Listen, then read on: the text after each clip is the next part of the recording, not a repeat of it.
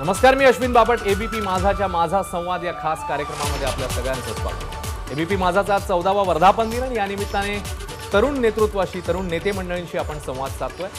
या कार्यक्रमाच्या या सत्रातले आपले पाहुणे आहेत राज्याचे कृषी आणि सहकार राज्यमंत्री विश्वजित कदम. पतंगराव कदम यांच्यासारख्या दिग्गज नेत्याची परंपरा पुढे घेऊन जाणारे विश्वजित कदम महाविकास आघाडी सरकारमधल्या तरुण फळीतल्या मंत्र्यांपैकी एक आहेत. युवा काँग्रेसच्या अध्यक्षपदाचा अनुभव त्यांच्या गाठीशी आहे. तसंच सहकार, शिक्षण, क्रीडा या क्षेत्रात देखील ते अनेक वर्ष सक्रिय आहेत.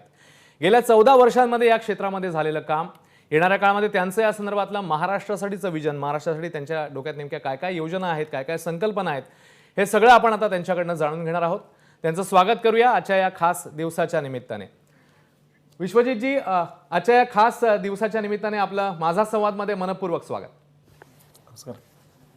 आणि या सगळ्या म्हणजे आपण आता ज्या ज्या क्षेत्रांच्या मध्ये संचार करत आहात त्याच्याबद्दल तर आपण बोलणारच आहोत, पण मला सुरुवातीला तुम्हाला विचारायचं आहे की तुम्ही म्हणजे इतर नेते मंडळी, मंत्री तुमच्या पक्षातले दिसत असताना प्रसारमाध्यमांमध्ये तुम्ही फारसे दिसत नाही, तुम्ही दूर का असता?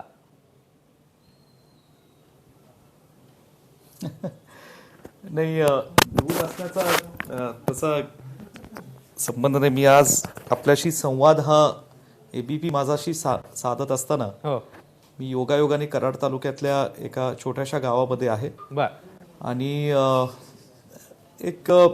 मी माझं भाग्य समजतो की शहरात जरी माझं शिक्षण आणि बालपण गेलं असलं तरी ग्रामीण भागाचाही माझ्या लहानपणापासून एक मोठा प्रभाव माझ्या जीवनात पडलेला आहे. कारण माझे आजोबा हे शेतकरी होते, वडीलही शेतकरी होते आणि नंतरच्या काळात ते शिक्षण आणि समाजकारणात आणि राजकारणात त्यांनी त्यांचं काम उभं केलं. आणि ग्रामीण भाग, शेतकरी, शेती ह्या गोष्टीशी आमच्या कुटुंबाचा फार जवळचा एक संबंध आहे. आणि आज योगायोगाने मी एका ग्रामीण मतदारसंघाचं प्रतिनिधित्व सांगली जिल्ह्यातनं महाराष्ट्रात करत आहे. आणि सहकाराशी माझा संबंध आहे, शेतकऱ्यांशी संबंध जवळून येतो, तरुण पिढीशी ही अनेक माध्यमातून येतो, शिक्षण क्षेत्रातल्या माझ्या कामाच्या माध्यमातून येतो. आणि म्हणून प्रसार माध्यमाशी नाम असण्याचं कारण नाही की बऱ्याचदा आता राज्याचा एक अनेक महत्वपूर्ण खात्यांचा मंत्री या नात्याने मुंबई आणि महाराष्ट्राच्या अनेक जिल्ह्यांमध्ये प्रत्यक्षपणे जाऊन सुद्धा दौरे करावे लागतात. तिथल्या लोकांशी, सर्वसामान्य जनतेशी संवाद साधावा लागतो. बरोबर. नेहमी आम्ही फिरतीवर असतो, हाच त्यातला भाग असतो. बरं, आपण आता तुमच्या म्हणजे ज्या क्षेत्रामध्ये तुम्ही गेली इतकी वर्ष कार्यरत आहात त्याच्याबद्दल बोलूया. सहकार आणि शिक्षण ज्याचा तुम्ही उल्लेख केला, शिक्षण क्षेत्रामध्ये देखील भारतीय विद्यापीठाच्या माध्यमातून मोठं काम तुमचं सुरू आहे. तर या खास करून 2 क्षेत्रांबद्दल तुम्हाला मला स्पेसिफिक विचारायचं आहे. गेल्या 1.5 दशकांचं म्हणजे 14 वर्षांचा एबीपी माझाचा प्रवास आणि त्या 14-15 वर्षामध्ये तुम्ही या क्षेत्रात केलेली कामं, तुम्ही सक्रिय असलेलं तुमचं योगदान, तुम्ही कसं बघता? मागे वळून बघताना या 15 वर्षांच्या तुमच्या कामाकडे विश्लेषण कसं करा?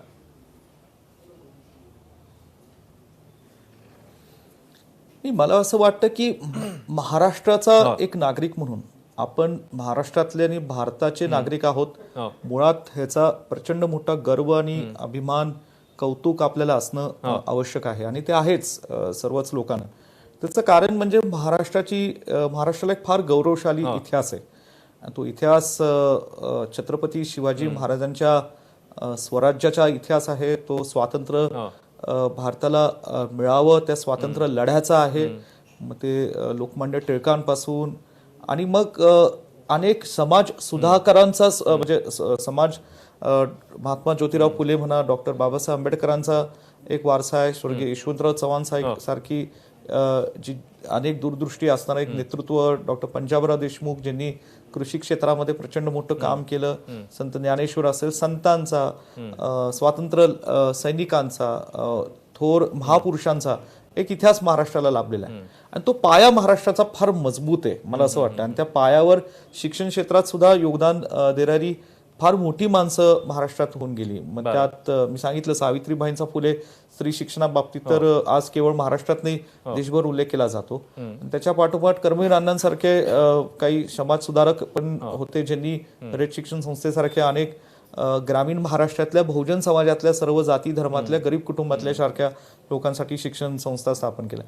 आणि त्याच्यावर जे काही पुढे काम उभं राहिलं पण गेल्या काही दशकांमध्ये हे फार महत्त्वाचं आहे. बर. आणि निश्चितपणे स्वर्गीय वसंतदादांचाही उल्लेख करावा लागेल, ज्यांनी 83-84 खाली महाराष्ट्रातलं शिक्षण खुलं केलं. आणि त्याच्यावर मग माझे वडील डॉक्टर पतंगरावजी कदम साहेब असतील, ज्यांनी रयत शिक्षण संस्थेचा मुळात खरं आदर्श डोळ्यासमोर ठेवून, कर्मवीर अण्णांचा आदर्श डोळ्यासमोर ठेवून ग्रामीण महाराष्ट्रामध्ये भारतीय विद्यापीठाच्या माध्यमातून आज जवळ आमच्या 84 शाळा आहेत, ज्या 84 वेगवेगळ्या गावांमध्ये आहेत. आणि ह्याचा एक मोठा अभिमान मला वाटतो. आणि आम्ही त्या शाळांच्या बराबर म्हणजे आज उच्च शिक्षणामध्येही पदार्पण केलं.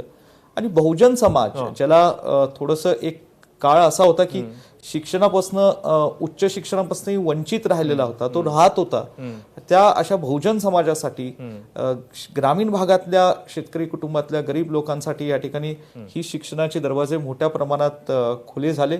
आणि गेल्या 15 वर्षात आम्ही फार मोठं काम या शिक्षणाच्या माध्यमातून करू शकलो, ह्याचा मोठा आणि गर्व आणि अभिमान आहे मला. बर.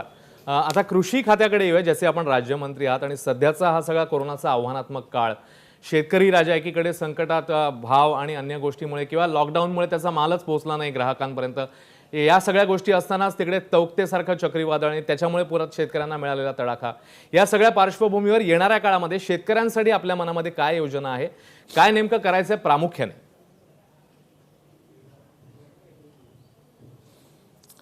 नाही, हे नक्कीच खरं आहे की गेल्या 2 वर्षापासून करोनाच्या प्रादुर्भावामध्ये सर्वसामान्य लोकांना आणि अनेक घटकांच्या व्यक्तींना अनेक संकटांना सामोरे जावं लागलं.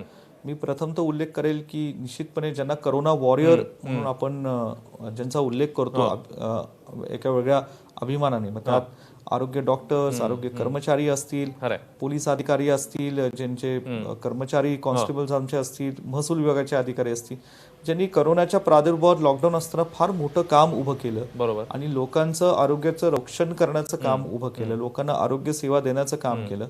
आणि याच्यात ज्ञात अज्ञात अनेक मंडळी आहेत, ज्ञात सुद्धा असंख्य लोक आहेत, अनेक घटक आहेत, ज्यांनी काही एनजीओच्या माध्यमातून सुद्धा लोकांना मदतीचा हात मोठ्या प्रमाणात दिला.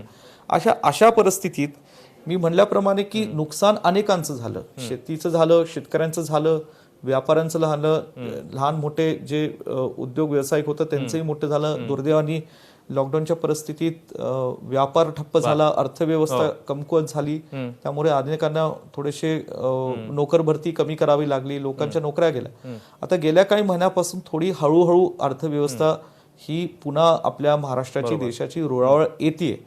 अजूनही आपल्याला काही काळ लागेल की परत आपल्याला पूर्वीसारख्या परिस्थितीवर येण्याचा. पण या पार्श्वभूमीवर शेतकरी आणि शेती, आता शेतीचं उलट झालं. गेल्या वर्षी लॉकडाऊनची एक मी कुठल्या शब्दात ते मांडायचं कदाचित ते योग्य अयोग्य मला माहित नाही, पण लॉकडाऊनमुळे अनेक लोक हे शेतीवर अधिक चांगलं भर देऊ शकले. आणि असं झालं की महाराष्ट्रातलं उत्पादन हे जवळजवळ 11.5% वाढलं शेतीचं गेल्या वर्षीचं लॉकडाऊनच्या काळामध्ये. हे वाढलंय खरंय, पण जर शेतीतला माल हा जर योग्य किमतीमध्ये, चांगल्या किमतीमध्ये जर विकला गेला नाही तर शेवटी त्या शेतीच्या उत्पादनाचा फायदा काय? आणि म्हणून हे खरंच आहे की लॉकडाऊनच्या काळात, त्या काळात असणारं शेतीचं उत्पादन शेतकऱ्यांचे मोठ्या बाजारपेठेत किंवा शहरात पोहोचू शकलं नाही आणि ते विकू शकलं नाही. पण त्याच्या बाबतीत सुद्धा राज्य सरकारच्या माध्यमातून आम्ही मार्केट कमिट्यांना विश्वासात घेऊन आम्ही घरपोच यंत्रणा या ठिकाणी चालू ठेवली होती. कारण पहिल्यांदा जेव्हा करोनाची लाट आली त्या करोनाची भीती ही सर्वांनाच होती आणि म्हणून लॉकडाऊन हे फार कडक पद्धतीने पहिले काही आठवडे होते, काही दिवस होतं.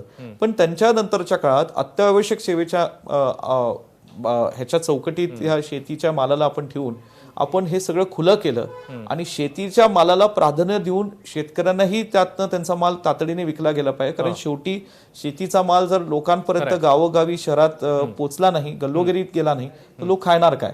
आणि या दृष्टीने त्याच्या बाबतीत एक फार इफेक्टिव्ह यंत्रणा महाविकास आघाडी सरकारच्या माध्यमातून या ठिकाणी स्थानिक प्रशासनाला विश्वासात घेऊन, स्थानिक यंत्रणेला विश्वासात घेऊन आम्ही या ठिकाणी राबवली आणि शेतीचा माल हा हळूहळू शेतकऱ्यांचा हा या ठिकाणी चांगल्या दरामध्ये गावोगावी शहरांमध्ये पोहोचवण्याची यंत्रणा गेल्या वर्षापासून चांगली बसली आणि पुन्हा ही गाडी सुद्धा आमची चांगल्या पद्धतीने रुळावर आली. बर. विश्वजितजी, आणखी एक प्रश्न. आता एक वेगळं कॉम्बिनेशन या राज्यामध्ये सत्तेमध्ये आहे, पहिल्यांदाच एकत्र आलेलं काँग्रेस, राष्ट्रवादी आणि शिवसेना, ज्याच्यामध्ये आपल्या खात्याचे कॅबिनेट मंत्री हे वेगळ्या पक्षाचे आहेत मला तुम्हाला विचारायचं आहे की तुमच्यामधला समन्वय कसा आहे याचं कारण, हा प्रश्न विचारण्याचं आणखी एक कारण म्हणजे आत्ताच आमच्या माझा संवादमध्ये राज्यमंत्री बच्चू कडू होते, ते असं म्हणाले की काही निर्णयांबद्दल राज्यमंत्र्यांना विश्वासातच घेतलं जात नाही, त्यांच्यापर्यंत ते पोहोचतच नाही किंवा तो समन्वयाचा थोडासा अभाव त्यांच्या बोलण्यातून अधोरेखित झाला. आपला अनुभव काय? खरं राज्यमंत्री हा एखाद्या मंत्रिमंडळातला हा शिकाऊ चालक जसा असतो, लर्निंग टू ड्राईव्ह ह्यातला एक भाग असतो. कारण आम्ही सगळे तरुण आहोत. या मंत्रिमंडळातले जे आम्ही राज्यमंत्री झालो, निश्चित स्वरूपात लोकांचे धन्यवाद मानले पाहिजे की प्रथमतः त्या मतदारसंघातल्या जनतेने विश्वास टाकला आणि आमदार म्हणून निवडून दिलं आणि महाराष्ट्राच्या आणि आपल्या विधानसभा मतदारसंघाच्या जनतेची सेवा करण्याची संधी दिली. पक्षाचे आभार मानले पाहिजे. माझ्या व्यक्तिगत स्तरावर निश्चितपणे आदरणीय श्रीमती सोनियाजी गांधी, राहुलजींनी आणि महाराष्ट्राच्या नेतृत्वाने थोरात साहेब, अशोकराव चव्हाण साहेब, पृथ्वीराज चव्हाण साहेब असतील, यांनी माझ्यावर एक तरुण वयात विश्वास टाकला आणि एक तरुण मंत्री म्हणून राज्यमंत्री काम करण्याची संधी दिली. राज्यमंत्री पदाचा काळ हा एक मोठ्या प्रमाणात शिकण्याचा काळ असतो. कारण मंत्रालयीन कामकाज, प्रशासन, विधिमंडळाचं कामकाज यात खूप काही शिकण्यासारखं मिळतं. आता हे स्वाभाविक आहे की महाराष्ट्राच्या विधानसभेत बच्चू कडूजी सारखे अनेक काही ज्येष्ठ आमदार आहेत ज्यांनी 3-4 टर्म विधानसभेत विधिमंडळात काढलेले आहेत. त्यांची ज्येष्ठता वेगळी आहे.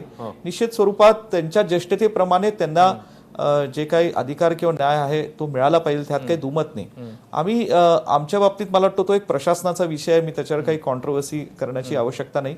पण जो कॅबिनेट मंत्री आपल्या खात्याला मिळतो, तो कॅबिनेट मंत्र्याचा अधिकार असतो की आपल्या राज्यमंत्र्याला किती थोडीशी मोकळी देण्यात यावी. आणि माझं भाग्य आहे की माझे सगळे कॅबिनेट मंत्री मला या ठिकाणी खूप चांगल्या पद्धतीने सहकार्य करतायत आणि मला काम करण्याची संधी एक चांगली मिळते आणि त्यातनं महाराष्ट्राच्या जनतेच्या आणि माझ्या खात्याला न्याय देण्याचा मी मनापासून एक प्रयत्न करतोय आणि लोकांचे प्रश्न सोडवण्याचा एक मनापासून मी प्रयत्न करत आहे. म्हणजे महाविकास आघाडीमध्ये सगळं ऑल इज वेल आहे असं म्हणायचं?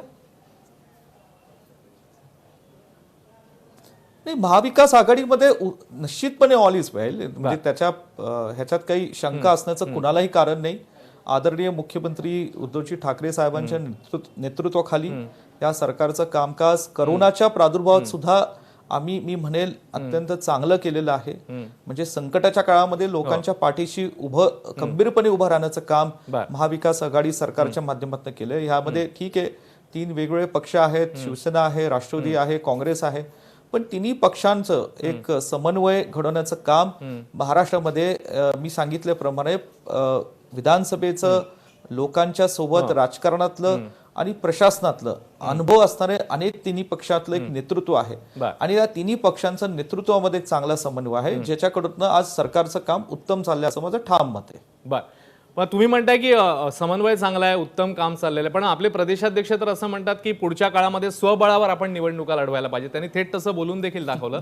मुंबई अध्यक्षांनी देखील सांगितलं की आम्हाला तिसरा पक्ष म्हणून आमचा जे आहे तो उल्लेख केला जातो आणि आपल्याला एकदा स्वबळावर निवडणूक लढवण्याची परवानगी द्या. एक युवा नेता म्हणून, एक युवा तरुण मंत्री म्हणून या परिस्थितीकडे आपण कसं बघता? आपलं काय मत आहे याबद्दल?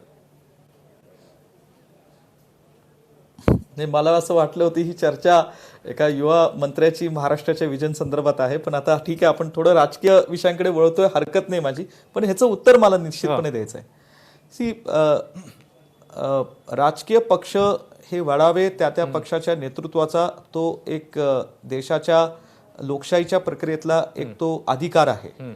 आणि स्थानिक स्वराज्य संस्थांच्या निवडणुका ज्या असतात ह्या 1999 पासून 2014 पर्यंत जेव्हा महाराष्ट्रात लोकशाही आघाडीचं सरकार राष्ट्रवादी आणि काँग्रेस पक्षाचं होतं, त्या काळात सुद्धा स्थानिक स्वराज्य संस्थांच्या निवडणुका ह्या स्वतंत्रपणेच लढल्या जायच्या. तिथं त्या शहरातले, त्या जिल्ह्यातले जिल्हा परिषद असो किंवा नगरपालिका, महानगरपालिकेची निवडणूक असो, या निवडणुका होत असताना प्रत्येक पक्षाचं, राज्याचं नेतृत्व त्या स्थानिक परिसरामध्ये काम करणारे पक्षाचे जे कार्यकर्ते तिथले स्थानिक नेते असतील त्यांना विश्वासात घेतात, त्यांचं म्हणणं समजून घेतात आणि मग हा निर्णय घेतला जातो की आपण स्वतंत्र स्थानिक स्वराज्य संस्थेमध्ये लढायचं.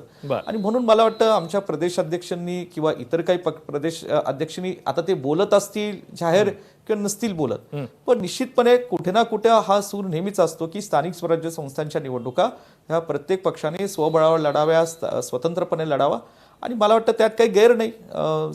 ह्या बाबतीत कार्यकर्त्यांनाही बळ दिलं आवश्यक आहे, कारण अनेक कार्यकर्ते त्या गावात त्या शहरात जिल्हा परिषद स्तरावर पक्षाचा झेंडा घेऊन अनेक वर्ष काम करत असतात आणि किमान तिथे तरी कार्यकर्त्यांना बळ मिळालं पाहिजे, हे माझं ठाम मत आहे. म्हणून त्यात काही गैर नाही.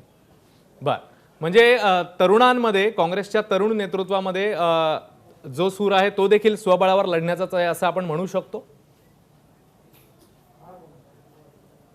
नाही, मी तुम्हाला पुन्हा सांगू इच्छितो, मी स्थानिक स्वराज्य संस्थांच्या निवडणुकी बाबतीत माझं मत व्यक्त करत आहे.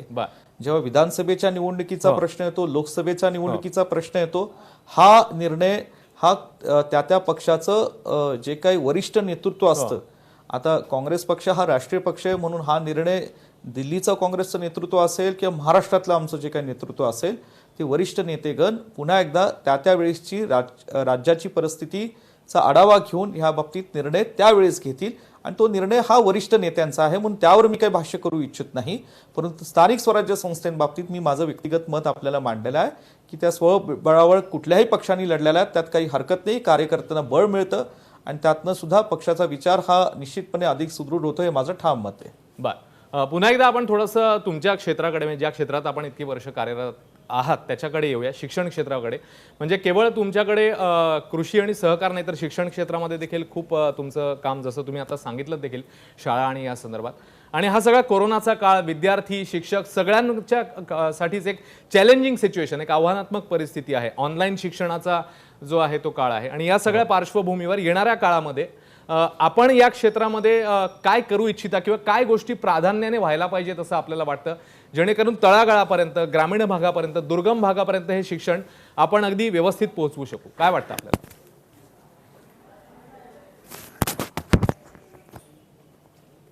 मला असं वाटतं की एक अद्भुत परिस्थितीला आपण गेल्या वर्षापासून सामोरे गेलो की पारंपरिक शिक्षणाच्या ज्या पद्धती होत्या की क्लासरूम टीचिंग पासून आपल्याला ऑनलाईन टीचिंग पर्यंत, म्हणजे निसर्गाने म्हणा किंवा एका वेगळ्या अद्भुत परिस्थितीने आपल्याला ते भाग पाडलं आणि मोबाईल्स, कम्प्युटर्स, लॅपटॉप्स, आयपॅड्स याच्यावर लोक बसून शिक्षण त्यांना घ्यावं लागलं. ह्यातनं बऱ्याच काही गोष्टी नवीन आपल्याला आधुनिक तंत्रज्ञानाचा अधिक प्रभावशाली वापर या ठिकाणी नवीन पिढीतल्या विद्यार्थ्यांना सुद्धा करावा लागला, शिक्षकांना सुद्धा करावा लागला. टेक्नॉलॉजीचा वापर करत गुणवत्तेचं शिक्षण थोडंसं, म्हणजे स्वतःचे लँग्वेज स्किल्स हे शिक्षकांना सुद्धा, कंटेंट स्किल्स सुधारावे लागले, कारण त्या एका व्हर्च्युअल क्लासरूम मध्ये 50-60 विद्यार्थी एक शिक्षक शिक्षणाचं कामकाज पाहत होते. मला ह्यातला एक वेगळा धागा पकडायचा आहे की ह्यामध्ये 2 गोष्टींवर खूप भर देण्यात आला आणि ते आम्ही भारतीय विद्यापीठातही केलं. मला 15 वर्षापूर्वी आम्ही शालेय शिक्षणामध्ये भारतीय विद्यापीठात एक प्रयोग केला की आरोग्य शिक्षण आणि पर्यावरण शिक्षण हा काही आपल्या शिक्षणाचा हा रुटीन अभ्यासक्रम नाहीये, पण आम्ही आमचा स्वतः अभ्यासक्रम निर्माण केला आणि ह्याची शिक्षण देण्याचं काम आम्ही आमच्या शिक्षण संस्थेमध्ये केलं, कारण हेच मूळ आहे. आज आपण 1.5 वर्ष पाहतोय की लॉकडाऊनच्या काळामध्ये अनेक वर्तमानपत्रात बातम्या आल्या, टीव्ही चॅनल सारख्या आपल्या ठिकाणी सुद्धा अशा काही बातम्या आल्या की नॉइज पोल्युशन मिनिमल झालं, वॉटर पोल्युशन मिनिमल झालं, रिव्हर पोल्युशन जे समुद्राचं पोल्युशन आहे ते मिनिमल झालं, पक्षी आपल्याला अधिक पाहायला मिळाले, म्हणजे झाडं आणि अधिक फुललेली पाहायला मिळाली, कचरा कमी पाहायला मिळालेला. हे जे होतं हे आणि पर्यावरण, आपलं जग वाचवण्याचं हे पहिलं एक हे आहे. हे शिक्षण लहानपणापासून मुलांना रुजवण्याची फार आवश्यकता आहे. आरोग्य शिक्षण, आता हायजीन बाबतीत आपण किती निग्लेक्ट करायचो आपला समाज की हात धुणे, दिवसातनं 2-3दा हात धुणे किंवा सॅनिटाईज करणं, हे म्हणजे हे बेसिक आहे. ह्याला करोना असो किंवा नसो, हे बेसिक आपल्या हायजीनच्या दृष्टीने, आपल्या सर्वांच्या संरक्षणाच्या दृष्टीने योग्य. पण करोनाने भाग पाडलं की दिवसाला आपण अचानकपणे 5-10 वेळा हात धुवायला लागलो. आणि माझं असं म्हणणं, हे तर आम्ही पहिल्यापासून विद्यार्थ्यांना लहानपणापासून शिकवलं पाहिजे की हे तर अत्यंत आवश्यक आहे, हे स्वतःच्या हायजीनसाठी आणि इतरांच्या हायजीनसाठी सुद्धा. कारण आज कोरोनाने आपल्याला हे शिकवलं की एकाला त्रास झाला तर दुसऱ्यालाही चटकन होऊ शकतो. आणि मला वाटतं ह्या करोनाच्या शिक्षणाच्या याच्यात अनेक काही गोष्टी सुद्धा आपण शिकलेलो आहोत.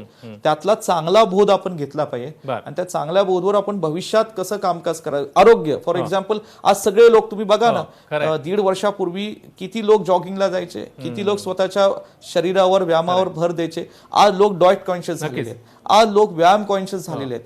ज्यांनी या कोरोनाच्या लॉकडाऊनचा काळ स्वतःच्या आरोग्यासाठी केला ती सगळी शहाणी मंडळी आहेत असं माझं ठाम मत आहे. कारण आज स्वतःचं आरोग्य आपण चांगलं ठेवू शकाल तरच आपलं परिवार आणि कुटुंब सुरक्षित ठेवू शकाल असं माझं मत आहे. कारण एक you should lead by example. म्हणून माणसांनी सुद्धा व्यायाम करून या ठिकाणी ज्यांची इम्युनिटी स्ट्रॉंग होती ती टिकले. दुर्दैवानी इम्युनिटी किंवा इतर काय दुर्दैवानी आजार असतील ते दुर्दैवानी आपल्याला ती माणसं गमवायला लागली. आता खूप काही शिकलो सुद्धा आपण, जग शिकलं असं माझं मत आहे. नक्कीच. म्हणजे येणाऱ्या काळामध्ये अगदी सांगता करताना काही सेकंद हेच आपले प्रायोरिटीवर मुद्दे असणार आहेत. येणाऱ्या काळामध्ये आपलं महाराष्ट्राचं विजन म्हटलं तर आरोग्य, शिक्षण हे प्राधान्यक्रम असेल आपला, आणि अर्थातच कृषी खातं आहेच. नाही, निश्चितच. मला एक गोष्टांचा थोडक्यात आवर्जून उल्लेख करायचा आहे की महाराष्ट्र हे शिक्षणाची एक माहेरघर आहे. बरोबर. पुणे विद्यापीठ, मुंबई विद्यापीठ, खासगी विद्यापीठांचं योगदान महाराष्ट्राला सुशिक्षित करण्याचं फार मोठं योगदान आहे. तो एक वैचारिक वारसा शिक्षणाचा मिळाला, सामाजिक कार्याचा मिळाला. दुसरं गोष्ट, आज या ठिकाणी सांस्कृतिक वारसा आपल्याला आहे. आपल्याकडे मुंबईत बॉलिवूड आहे, सिने इंडस्ट्री, मराठी चित्रपट सृष्टीतली नाटकाची फार मोठी प्रसिद्ध आहे. आपल्याला संतांचा वारसा आहे, साहित्याचा वारसा आहे. उद्योग आज या ठिकाणी पुण्यासारख्या ठिकाणी मोठे ऑटोमोबाईल इंडस्ट्रीज आहे, IT हब झालेला आहे. आपल्याकडे आज इंडस्ट्री मोठ्या प्रमाणात, टुरिझम इंडस्ट्रीला फार मोठा प्रोटेक्शन आहे. आपले किल्ले, गड आहेत, तो इतिहास आपण जगाला दाखवू शकतो, भारताला दाखवू शकतो. आणि मला वाटतं एक खूप मोठं पोटेन्शियल महाराष्ट्राच्या मातीमध्ये. आणि आता तरुण पिढीने पारंपरिक शिक्षणाच्या व्यतिरिक्त एक स्पेशलाइज एज्युकेशन स्वीकारून ह्या पोटेन्शियल्स कसे एक्सप्लोर करता येतील ह्याच्यावर भर दिला पाहिजे. आज मी पाहतोय की तरुण पिढी सुद्धा नोकरीच्या मागे न लागता आज या ठिकाणी शेतीमध्ये चांगलं काम करतात. मी तुम्हाला उदाहरण देतो. माझ्याकडे एक तरुण सर्वसामान्य कुटुंबातला एक गरीब कुटुंबातला एक युवक आहे. त्यांनी 1 एकर शेती घेतली आणि 1 एकरामध्ये फक्त ढबू मिरची केली, फक्त ढबू मिरची. हळूहळू त्या ढबू मिरचीची ती विक्री करून त्याला हजारो रुपये, लाखो रुपये मिळायला लागले. आज तो 7 एकरात फक्त ढबू मिरची करतो आणि कोट्यवधीचा मालक झालेला आहे. नक्कीच. म्हणजे वेगळी वाट निवडणं, विश्वजीत जसं तुम्ही सांगितलं की आउट ऑफ द बॉक्स विचार करणं, वेगळी वाट निवडणं हे फार महत्वाचं आहे. आणि येणाऱ्या काळामध्ये आमची अपेक्षा आहे की याच दृष्टीने तुम्ही देखील पावलं टाकाल आणि कार्यरत राहाल, जेणेकरून तरुण पिढीला त्याचा फायदा होईल. खूप खूप धन्यवाद विश्वजीतजी, आपण आमच्याशी संवाद साधलात. पुढच्या सगळ्या आपल्या वाटचाली करता उत्तम आरोग्यासाठी आपल्याला मनापासून शुभेच्छा.